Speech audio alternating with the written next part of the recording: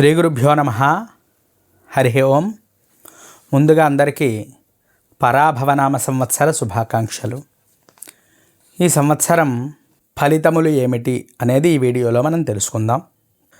పరాభవం అంటే దుఃఖము, కష్టము అనేటువంటి అర్థం వస్తుంది. సాధారణంగా పరాభవనామ సంవత్సరం అంటే అందరూ ఏమనుకుంటున్నారంటే అన్ని దుఃఖాలు, కష్టాలతో చాలా బాధపడిపోతామని అనుకుంటూ ఉంటారు. కానీ అది చాలా పొరపాటండి. గత సంవత్సరం జరిగినటువంటి పరాభవాలు, దుఃఖాలు, కష్టాలు అన్నీ తొలగిపోయి ప్రశాంతమైనటువంటి వాతావరణంతో జీవించేదే ఈ పరాభవ సంవత్సరం, పరాభవనామ సంవత్సరం అని చెప్పి మనం దీనిని అర్థం చేసుకోవాలి. అందరూ సుఖ సంతోషాలతో, ఆయురారోగ్య ఐశ్వర్యాలతో ఉండాలని మనస్ఫూర్తిగా కోరుకుంటున్నాను. ఆ భగవంతుడు, ఆ సర్వేశ్వరుడైనటువంటి మా భీమనాథుడు, కాశీ విశ్వనాథుడు, మరి 33 కోటి దేవతల యొక్క అనుగ్రహంతో మీ యొక్క కుటుంబాలలో సుఖ సంతోషాలు కలగాలి అని కోరుకుంటున్నాను. ఈ పరాభవనామ సంవత్సర నూతన సంవత్సర శుభాకాంక్షలందరికీ కూడా ముందుగా. ఈ పరాభవనామ సంవత్సరంలో అందరూ కూడా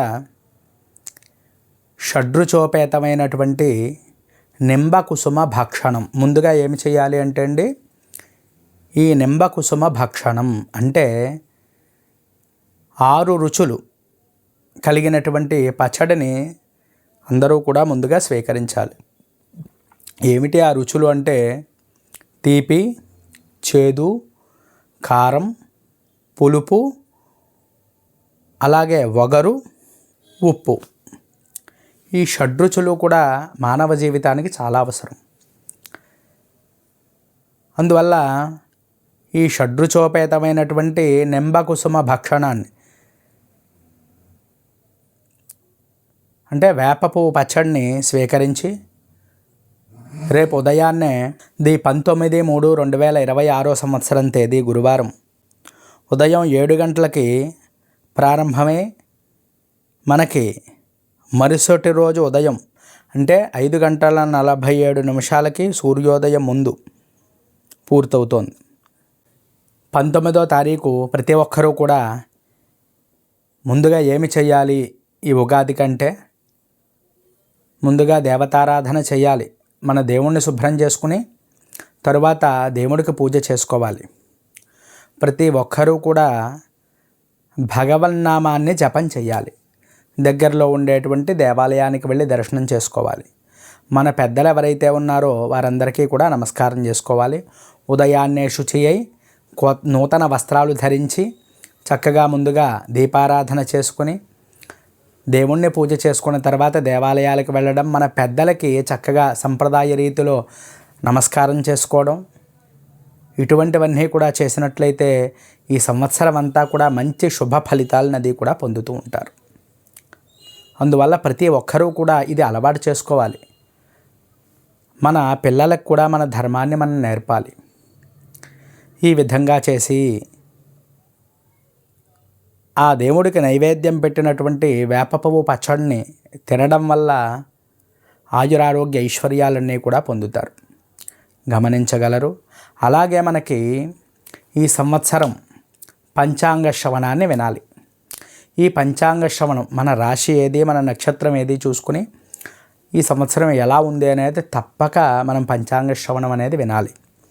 ఇందువల్ల మనకి ఎప్పుడు ఏమి జరుగుతోంది, ఏ గ్రహాలు మారాయి అనేది ఇందులో తెలుస్తుంది. కాబట్టి మనమైతే 12 రాశులకి కూడా వీడియోలు అయితే చేయడం జరిగింది. అందరూ కూడా గమనించి తమ తమ రాశులు ఏవైతే ఆ రాశి ఫలాలనేది కూడా విని అలాగే దానికి తగినటువంటి పరిహారాలు చేసుకున్నట్లయితే ఎటువంటి భయం కూడా అవసరం లేదు. తప్పకుండా దైవారాధన వల్ల ఎటువంటి ఇబ్బందులున్నా కానీ తొలగిపోతాయి. ఈ సంవత్సరం మనకి రాజు గురుడండి. ఈ గురుడు రాజు అవ్వడం వల్ల ఏమిటి ఉపయోగం అని చెప్పి మనం తెలుసుకుందాం.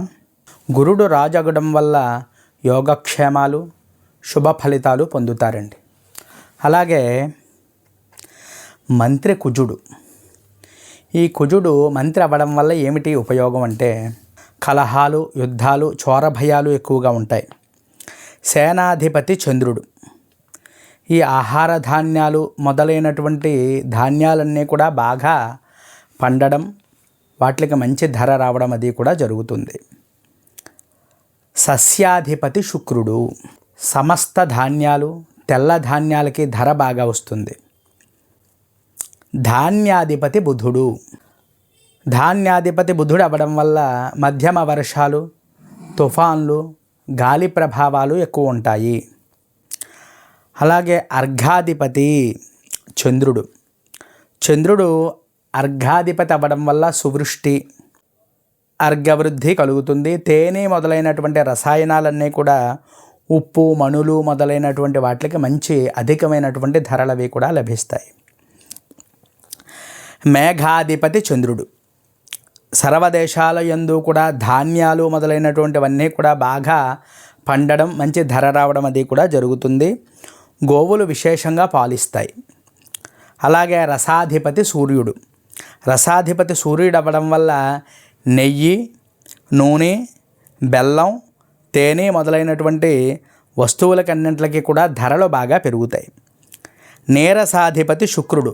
కర్పూరం, అగరవత్తులు, బంగారం, వెండి మొదలైనటువంటి వస్త్రాలు కూడా అధికమైనటువంటి ధరలవి కూడా పెరుగుతాయి.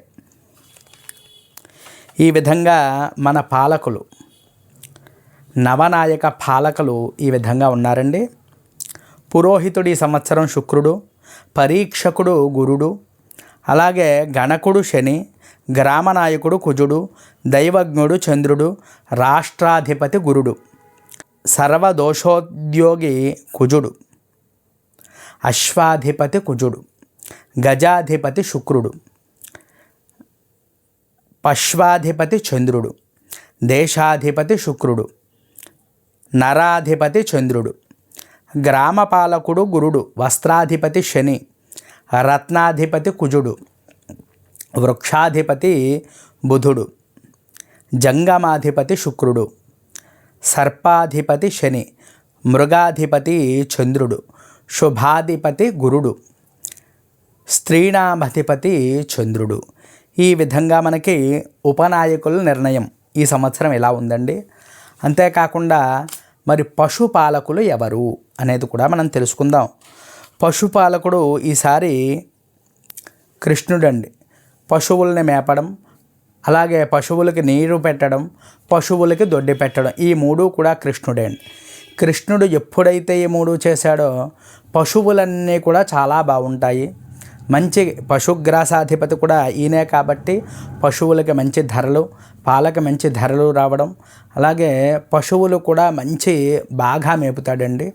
పశువులన్నీ కూడా అభివృద్ధిగా ఉంటాయి ఈ సంవత్సరం, గమనించండి. ఈ సంవత్సరంలో అధిక మాసం జ్యేష్ఠమాసం వస్తోంది, గమనించండి. ఈ సంవత్సరం వచ్చేటువంటి పుష్కరాలు యమునా నది పుష్కరాలు. ఈ వీడియో మీకు నచ్చినట్లయితే లైక్ చేయండి, కామెంట్ చేయండి. ఇంకా ఎవరైనా మన ఛానల్ సబ్స్క్రైబ్ చేయకపోతే సబ్స్క్రైబ్ చేయండి. హరి ఓం తత్సత్, స్వస్తి.